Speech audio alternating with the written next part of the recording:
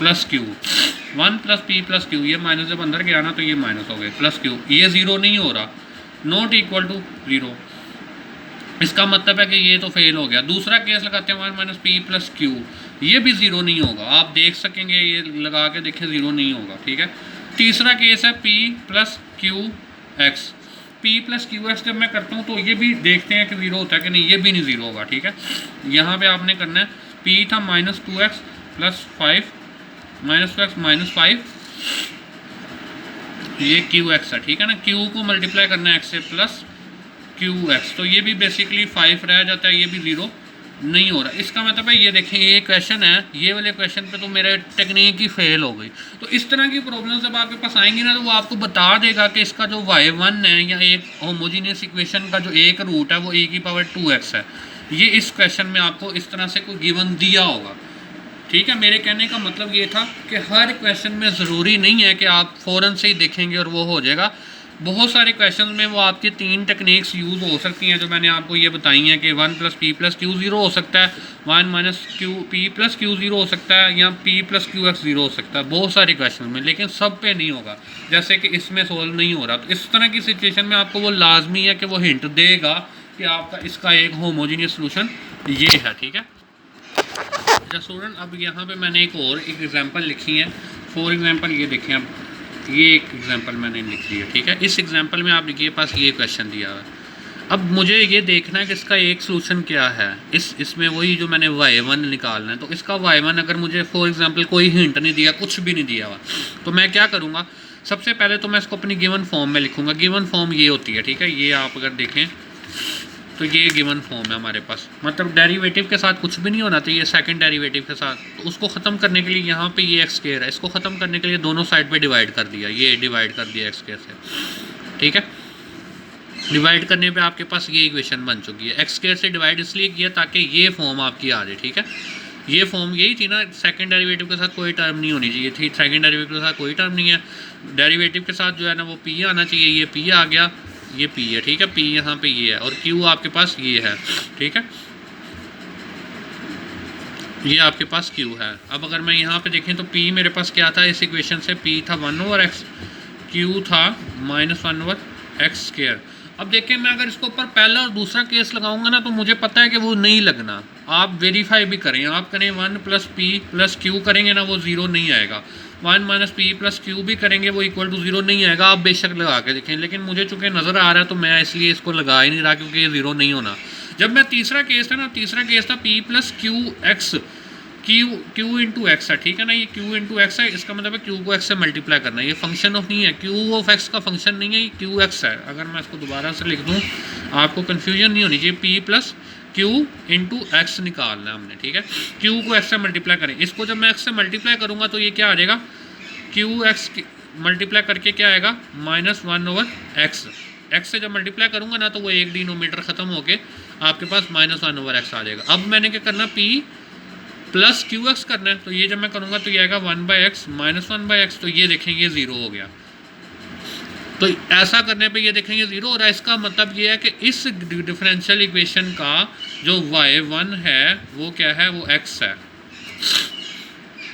और जो y आपने निकालना था वो क्या होता था, y होता था y होता था vx, ठीक है। मतलब इस y1 को v से मल्टीप्लाई करके निकलता होता था, ठीक है। तो कहने का मतलब ये है कि आपको y1 निकालने के लिए थोड़ा सा इस तरह से काम करना पड़ेगा। स्टूडेंट्स, मैंने थोड़ी सी एक यहाँ पे मिस्टेक की थी, वो मैं थोड़ी सी आपको दोबारा बता देता हूँ। मैंने एक एग्जांपल में आपको थोड़ा सा यहाँ पे मैंने कंपैरिजन शायद किया था। हाँ, ये इधर से मैंने ना ये पी गलत लिखा था। क्यों गलत लिखा था, क्योंकि पहले मुझे ये डिवाइड करना फिर पी निकालना है, ये मैंने मिस्टेक कर दी थी। मैं आपको बता देता हूँ, हमने अभी पहले जब इसको सोल्व किया था ना तो पहले x+2 से डिवाइड करना था, फिर पी और क्यू आना था। ये पी और क्यू गलत है, ठीक है। इसका अगर मैंने पी और क्यू अगर दोबारा से मैं आपको थोड़ा सा बता दूं तो पी और क्यू अगर इस क्वेश्चन में मुझे निकालना है, इस क्वेश्चन के लिए, तो पहले x+2 से डिवाइड करना है अंदर। तो ये आपके पास आएगा d² y/dx² -2x+5/x+2 plus 2/x+2 is equal to, ये वाली चलें लिख लेते हैं, x+1/x+2 e की पावर x। ये बेसिकली मुझे पहले इस तरह से कन्वर्ट करना है अपने क्वेश्चन को, ठीक है। ये आपके पास जब तक कन्वर्ट नहीं होगा तब तक हम नहीं लिख सकते, ठीक है। पी और क्यू तब तक हम नहीं लिख सकते। ये मेरे पास क्वेश्चन था, ये क्वेश्चन था, मैंने पहले बाय मिस्टेक जल्दी से पी और क्यू लिख लिया था, जो कि गलत था। मैं आपको बता रहा हूँ कि पहले आपको यहाँ से जो फंक्शन होगा उसको ख़त्म करना है, उसके बाद जो आपके पास पी और क्यू आएगा वो लिखना है पी और क्यू। अगर मैं देखूँ तो ये x+2 से पहले इधर भी डिवाइड होगा, इधर भी डिवाइड होगा और इधर भी डिवाइड होगा। पूरी टर्म्स को x+2 से डिवाइड करेंगे तो ये चीज़ आ जाएगी। इस चीज़ में आपके पास जो आएगी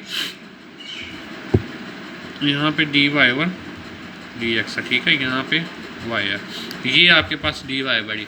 तो अब यहाँ से जो p आएगा वो बेसिकली क्या आएगा, 2x + 5 ओवर x+2, ठीक है। ये आपके पास आ जाएगा p और q आपके पास क्या आएगा 2 ओवर x+2। तो इसके ऊपर जब आप लगाएंगे ना तो आपको थोड़ा बहुत कोई ना कोई हिंट मिल जाएगा, ठीक है। तो आप यहाँ से इसको कंप्लीट कर सकते हैं। आप लोगों ने ध्यान से जो है ना ये 10.5 अगर मैं आपके सामने रखूँ तो ये जिन क्वेश्चन, ये सारे क्वेश्चन में आपको इन्हीं टेक्निक्स में से मिलता जाएगा, लाजमी है कि आपको वो मिलता जाए। अब जो कहीं प्रॉब्लम होंगी ना वहाँ पे ये देखेंगे, ये क्वेश्चन नंबर 9 में उसने बता दिया given that y = 2x is a solution of associated homogeneous equation, मतलब कि जो y1 है वो यहाँ पे गिवन है, ठीक है। इसी तरह ये देखें, इस क्वेश्चन में भी थोड़ा प्रॉब्लम था जिसमें नहीं निकल सकता होगा, वो आपको हिंट में दे देगा, ठीक है। तो ये आप देख सकते हैं फंक्शन ऑफ होमोजेनियस। बाकी जिनमें नहीं है वो आपको इन्हीं टेक्निक जो मैंने 3 टेक्निक्स बताई है ना, 1 + p + q या 1 - p + q या p + qx 0 करेंगे तो इन तीनों तरीक़ों से आपके पास लाजमी सलूशन निकल आएगा। स्टूडेंट्स अब हमारा सिर्फ एक टॉपिक रह गया जिसको कहते हैं वेरिएशन ऑफ पैरामीटर, ठीक है। ये वाला टॉपिक हम नेक्स्ट क्लास में करेंगे और इंशाल्लाह आपका जो सिलेबस है डिफरेंशियल इक्वेशन वाला वो वाइंड अप हो जाएगा। आपके पास ये करंट वीक जो हमारा चल रहा है ईद के बाद, ये मंडे से लेके फ्राइडे तक आपके पास इसमें टाइम है। आप अपना चैप्टर नंबर 9 और चैप्टर नंबर 10 जहाँ तक मैंने करवा दिया इसको फुल बाय फुल रेडी करें। इसमें से कोई क्यूरीज हैं तो आप वो मुझसे जूम की क्लास में डिस्कस कर सकते हैं, ठीक है। नेक्स्ट वीक से इंशाल्लाह हम आगे मूव करेंगे और अपना नेक्स्ट स्टडीज़ करेंगे, ठीक है। तो आप लोग इसकी एफर्ट्स करें, इसको समझें, इसमें कोई क्यूरीज आती हैं तो वो मुझसे जूम की लाइव क्लास में डिस्कस कर सकते हैं। अपना ख्याल रखिएगा। इंशाल्लाह नेक्स्ट हमारा फाइनल लेक्चर होगा जिसमें हम डिफरेंशियल इक्वेशंस का जो आपका सिलेबस है उसको वाइंड अप करेंगे। ओके स्टूडेंट्स, अल्लाह हाफिज़।